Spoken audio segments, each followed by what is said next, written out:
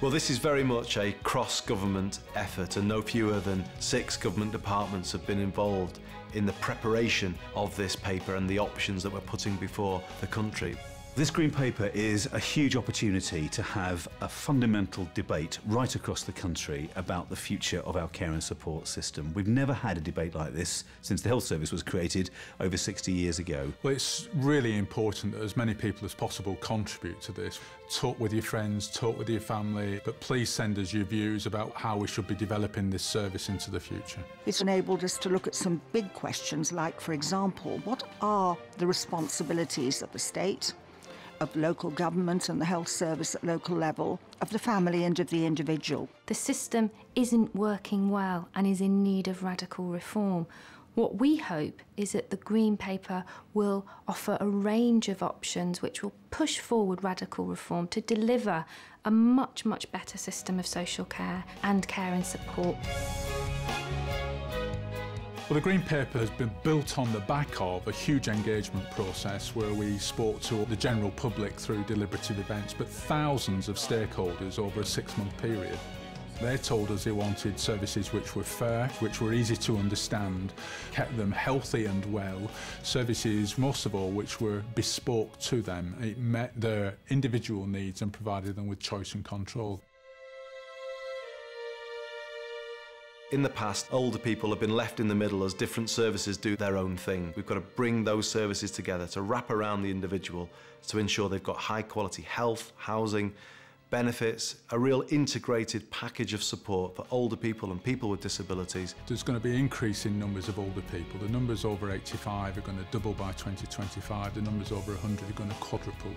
That's going to mean that there will be more people who need access to care and support, so we need to respond to that. We do have people with disabilities also living longer, which is great, but we also need to make sure that their quality of life is good. So we want to personalise care for people, and we want to make sure that we prevent people getting ill. The criteria of each organisation is really, really complicated. I'm really lucky that it's part of my job to understand all of those systems and how they work. But lots of disabled people won't ever understand it all. So one of the big challenges for the future is, can we just make it much clearer what the care and support is that people qualify for, how much they have to pay for themselves and how much is paid for by the state.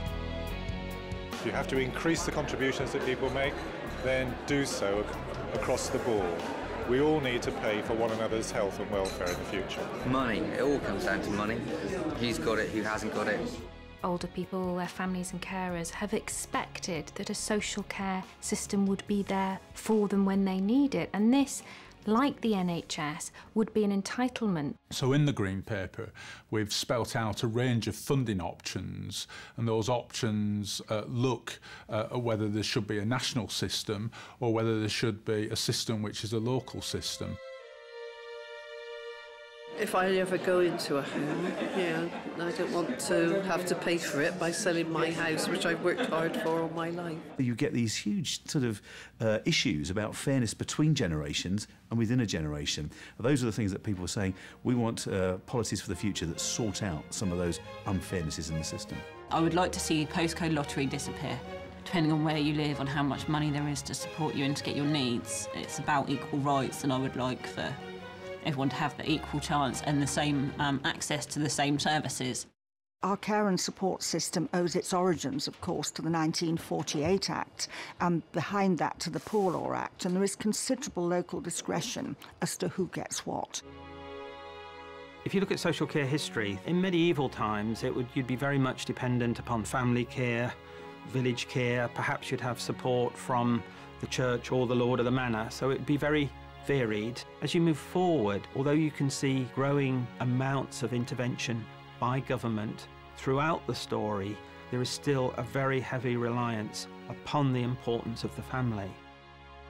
We need a partnership going forward if we're really to tackle what is a huge public policy issue that we face today. You've got to be committed to reform and seeing it through if you're to open up a debate on this scale, but we are. But if we work together, if we really do co-produce a new future, then I think the Green Paper could change the lives of everyone in this country for the better. whatever age you are, whatever your circumstances, the care and support system will affect you. So we need to know what you want from that care and support system. Our call to action is let's get stuck in to creating a 21st century system of care and support that meets everybody's needs.